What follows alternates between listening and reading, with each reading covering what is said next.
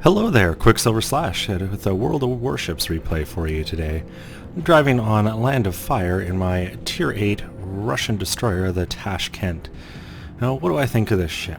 I have a lot of mixed feelings. I really enjoyed the Kiev, and I'm just having a little more difficulty in the Tashkent, and I think part of the reason is the guns aren't quite as good tier for tier, and up until this game, I still had the 4-kilometer torpedoes. It's after this one that I actually got the longer range 8K torpedoes that make it a little more flexible. But my main issue driving this Russian line has just been the destroyer's flexibility. Even in a gunfight, one-on-one with an American, often the American one will win because with its quicker turret traverse, you're able to keep your guns on the target. Whereas if you're in a Kiev or Tashkent, or the turrets tend to lag just a bit behind, so when you're starting to do those in-close maneuvers, if you get up close to an American DD, you're not able to keep your superior firepower on them.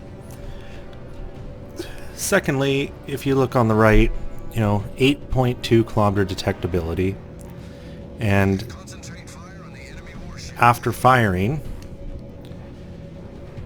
it's 14.1, so you're never going to be able to stealth fire, and I don't know if you can even by tier 10 with concealment on your commander and on the ship. So that's just something I really like about the Americans.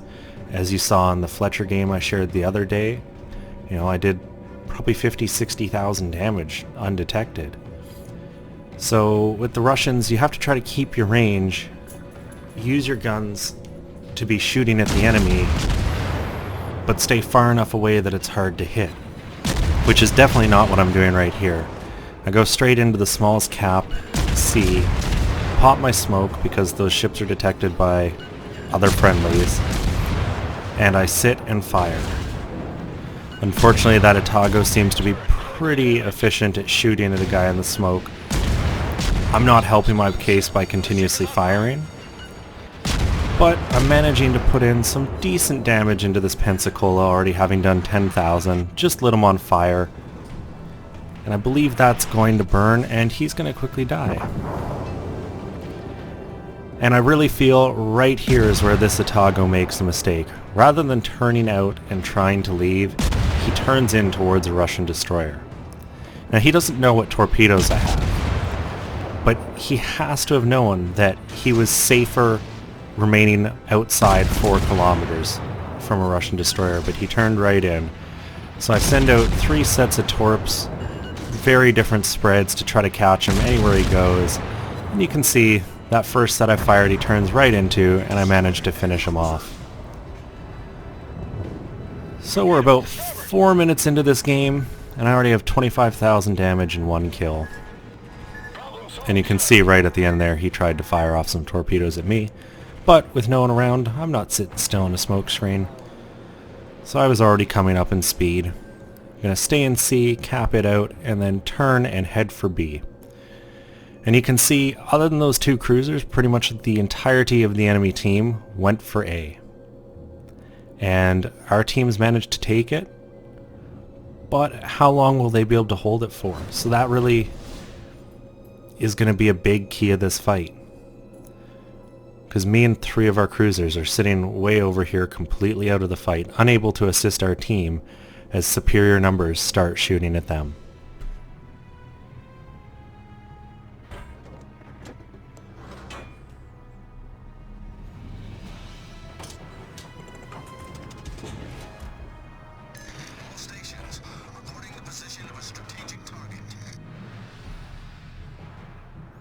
And unfortunately there's a bit of a quiet part here. There's no ships around me to shoot, and I'm just trying to drive towards B to go cap another point.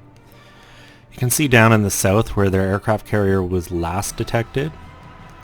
And you'll see shortly here, when I go into B, one of my friendly cruisers starts pinging it saying, let's all go kill their aircraft carrier. And in chat I go, no, let me do it. I'm the quicker ship. You guys stay in a group. Go help A. And part of the reason I'm sharing this game is because of that little bit of communication, I really think helped us win. Because can you imagine if a Mogami, Atlanta, and Cleveland all went way over there to the south end of the map to try to chase down a carrier that is equally as fast as them. I really don't think we would have come off as well as we do. So it just points out it's always important to communicate in chat. And had they said, no, I'm going for it, and I saw them turning, I would not have proceeded south, because I would have been able to be more use up north and try to keep the numbers even. So you can see up there our Benson and their Hatsuharu are in a knife fight, and the Hatsuharu doesn't stand a chance there. I don't know why he was so aggressive there, particularly knowing the layout of our team. It just seems like a misplay on his part to have driven that far north and out of cover. And it's right now you see in chat, I'm saying I'm going to go for their CV. And 3 of our guys look to be heading down there.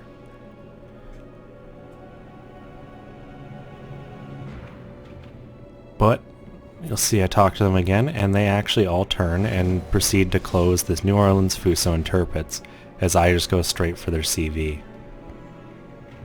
Yeah, see, there's Bulldog 2014. And props out to you, man. I appreciate that you actually talked in chat, were listening, and more interested in a win than just chasing some free damage. Now, I personally do feel killing CVs is a very big thing, particularly because theirs just killed ours, which means they have air superiority.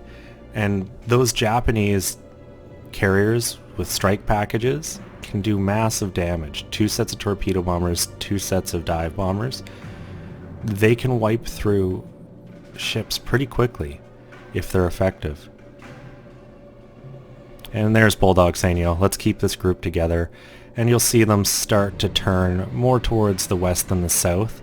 They're going to stay close enough to try to put supporting fire on, which is okay, but they're not chasing like I am. So right there I get detected by some bombers. Once again, just the Russian destroyers not having quite the same concealment as the American or Japanese counterparts. And I've got pretty much everything coming for me. So I turn my AA back on and I just start doing a weave here. And you can tell he's manually aiming his drops because they are missing me by miles. If those were automatic drops, the spread would be around me. They're less likely to hit because that spread's much bigger. But it would be dropping on top of me rather than 20, 30 yards off the side where he's trying to predict I'm going to be. So I get him in sight, I start firing, and I see these 2 torpedo bombers scissoring. And this aircraft carrier, you can tell he's skilled. The way he's dropping his torpedoes, he is trying to trap me. You can see I had to turn for the first. And had I been a cruiser, this second set would probably have gotten me, but look at that last one just squeeze under my stern. Rather happy that that missed me. Didn't want to eat the probably 7,000 or 8,000 damage it would have done to me. And now this carrier is just free meat for me to chew on. With 4 barrels up front, I'm able to put a good amount of damage out while continuing to close him. You can see what looks like friendly, probably Mogami fire based on the triple turrets.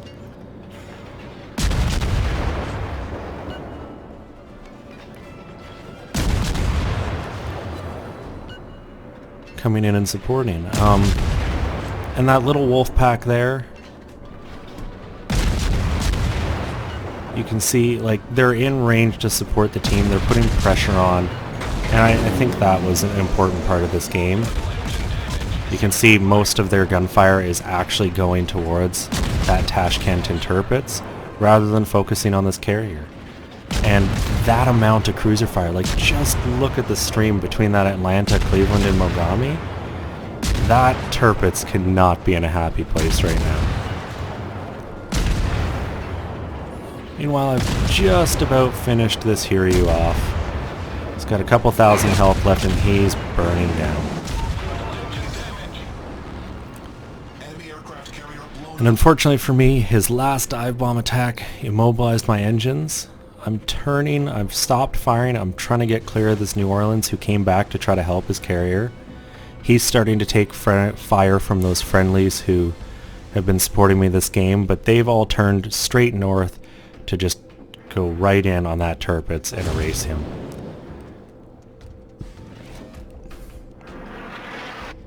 And you can see how important it was that they stuck together. I'm just going to focus on them for a bit because all that's happening with me is this New Orleans try to hit me and I'm remaining stealth.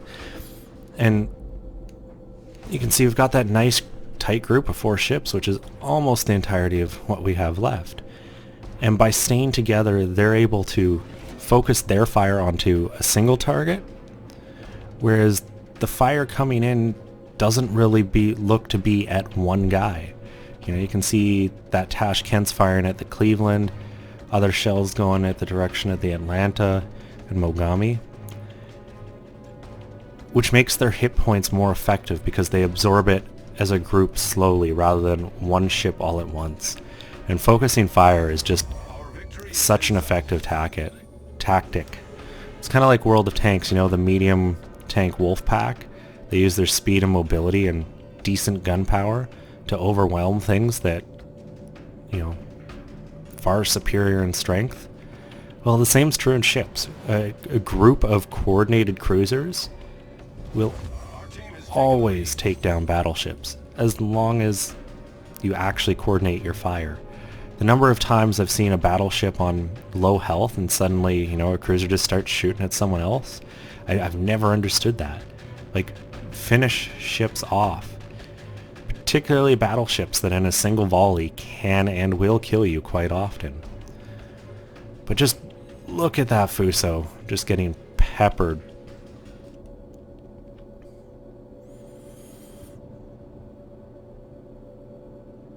Like, it's not even fair to him. And, you know, when I'm driving my battleships and this starts happening and I have friendlies around that don't seem to be focusing down the cruisers, I know I get frustrated.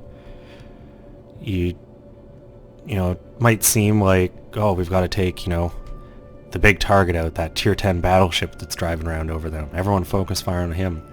But a lot of times it's the smaller guys.